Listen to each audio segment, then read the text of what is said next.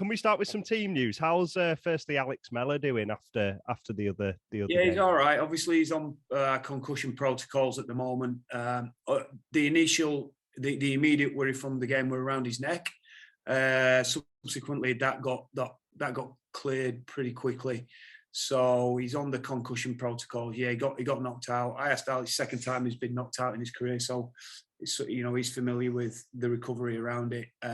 He's back to himself this week. He had a couple of days where he was a little bit steady away and foggy, but now he's good, mate, and he's making a good recovery, thankfully. Oh, good to hear. Good to hear. Just a couple of other injury updates. James Donaldson's issue and the latest Reece Martin. I'm thinking Tom Holroyd, Sam Walters. How are they all getting on? Yeah, we got a number of forwards out at the moment. Sammy Walters making good progress. Tommy Holroyd making really good progress and starting to increase towards his running speeds and getting towards match fitness again. So, we counting the clock down for Tommy to get back in. James Donaldson just got a little bit of a neck issue, and it's just not freed up enough to get him back in the side this week. Reece Martin had his surgery and again just on the road to recovery, but very early days for Rich. We've got a timescale of roughly about 10 weeks on that one. It'd be nice to think Rich has historically been a pretty good healer, so we'll be doing our best to try and shave a little bit of time off that. Coming back into the 21-man squad, Harry Newman, David Fusitua, are you expecting them both to play and feature? Yeah, obviously they've been back in. It was just a week too soon for Harry last week. We needed to get a little bit more high-speed running into him, putting him back. His hamstring were all healed, but to throw him back in without any sort of serious training were a risk. Fusitua coming back, obviously, after a head knock as well. He just wasn't quite right last week. But, yeah, they brought a great energy to training this week. And it goes without saying, some quality. We've had... we've had a tough little run of results here. We've had some bumpy games, if you like, but we still had a fair few players out of a start 17. Mellor, Bentley, Newman, Fusitua, Reece Martin, Holroyd have been there. It's a fair chunk of players already in the year, sort of from 1 week to next. So gradually we're getting back there. Obviously, Reece is back too from his trip down under. To take care of his family issues. Yeah. So we got some welcome returnees into his side this week, yeah. I was going to say on Reece as well, just how is he? And I'm sure the club has given their support to him as well. It must be nice for you as a coach to have him back and not move on from there, but he's back with the guys and he's got your support around him there. How is he doing? Yeah, he's good. Look, one thing Reece is he's a really honest, passionate, caring kid who's really settled in our club. Yeah.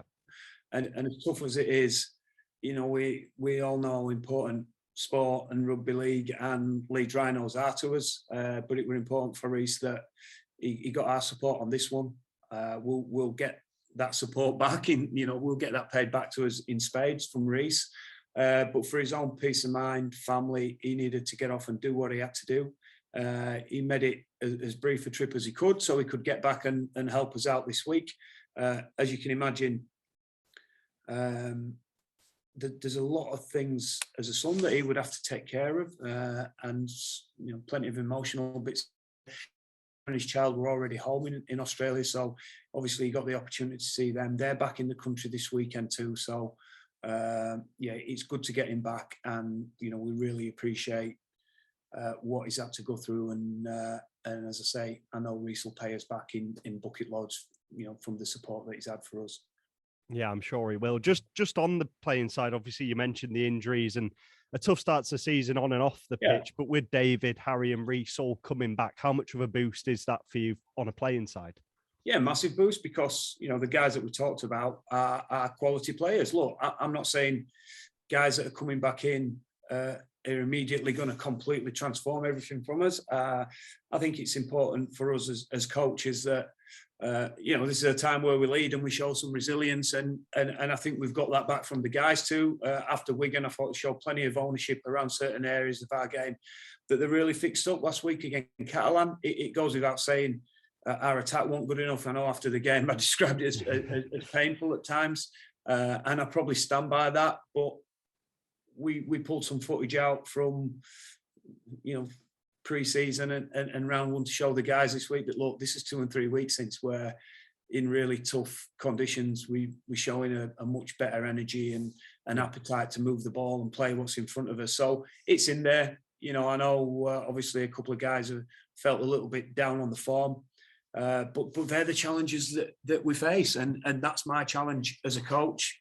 Certainly to accept responsibility for this and make sure that we can put it right and get out there what we know is potentially a really good attacking team. We still felt last week that, look, we bombed some chances and we took some poor options, and the reality is you're probably not going to get everyone right, but nor do I expect us to get everyone wrong. And I thought that was the case last week. We left a number of tries out there on the field when really to find another 6 points to pull the game level. And we certainly got to places and opportunities where we saw those 6 points and came up with poor options or poor bits of skill to finish them off. So as I say, that rests with me. The whole responsibility on that is to get these guys back to where they were 3 or 4 weeks ago, where we're all getting really excited and really confident about what we were seeing, and sort of get us back on the horse.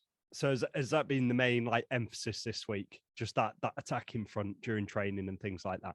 Well, look, I think you got to find the positives in there as well, and I felt there were plenty of positives about what we did, around kick pressure, kick chase. A lot of us defensive efforts, particularly in the middle of the field, I thought were massively improved from the week before. We got a couple wrong, and we really paid the price for them in terms of the tries we conceded.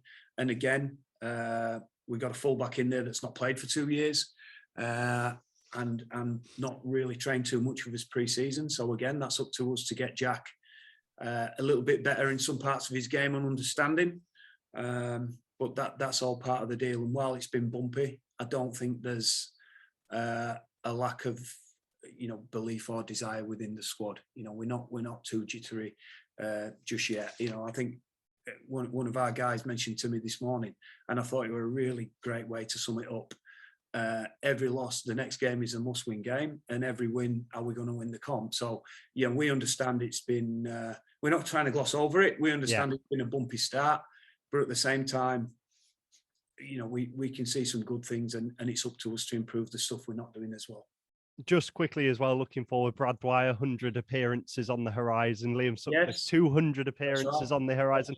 How have you assessed their impact on the club during your time in charge? Yeah, good. I mean, in both cases, we've had some ups and downs. I think when I come here, Liam was playing second row. He weren't real sure his future lied in the forwards. He contemplated leaving the club, but we let him know at the time, we don't want you to leave. We want you to find your way and get a smile back on your face and start enjoying your rugby league again. And I think Liam's been terrific over a long period of time.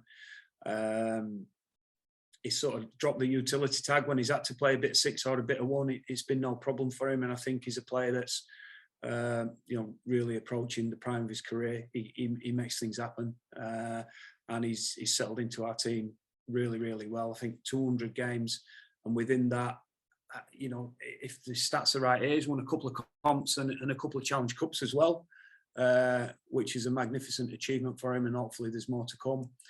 Brad's been a revelation, really, as a little bit of a last-minute signing for the club when there were nothing on the table for him at Warrington. Leeds got him last minute, probably on a bit of a knockdown deal. He's really embraced the club, living in the city. I know he's a crowd favourite and brings a lot of energy to our team. Too much at times when you're in the changing room and you need your ear defenders on, because he never shuts up. But yeah, he's very much been an adopted son of the club, really, and as I say, he's settled in the city, and 100 games, great achievement for him. Definitely. Wakefield then, what are you expecting from them? You've obviously been on both sides of this fixture, a bit of local bragging rights on the line. Do you approach these derbies any differently to any other normal game, Rich? I guess that's situational, and we're coming into a game where neither club has got a win at the moment, and both will be absolutely desperate to get off the mark.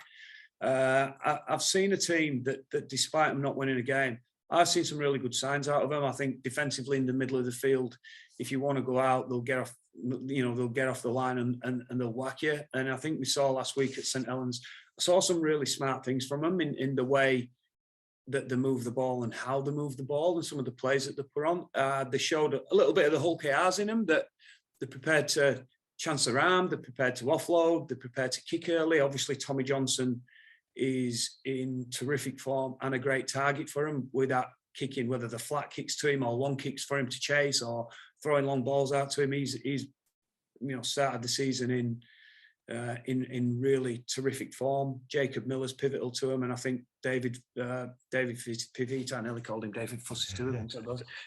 David Fifita has been been a real handful, as we know he can be. So I like what Willie's done there, and they've not got off the mark yet, but I think they've competed really hard in every game. Just quickly, you mentioned injuries. Is Mustafa injured? Yes, he is, mate. Yeah. Oh, he's back, Pete. He's actually back in full training this week. Yeah, he's the one. So I looked this morning, and it was six forwards out, actually. So Muzzy got hurt playing for Bradford. Again, just a week too soon for him this week, but he was back in full training. Yeah. What was the injury? He just got a knee injury, Pete. Just had a bang on his knee. But yeah, he's all right, mate. He's good now.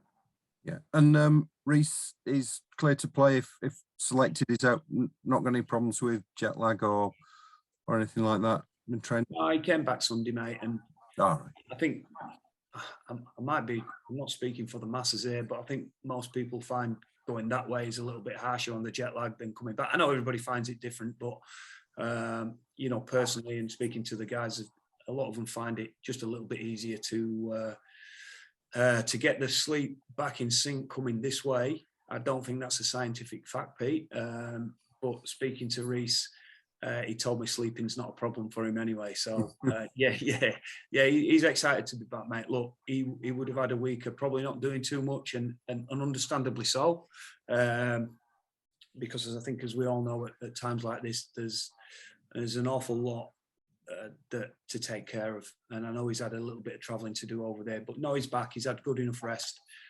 Great to get him back on the training field, and now he's good to go, no problems.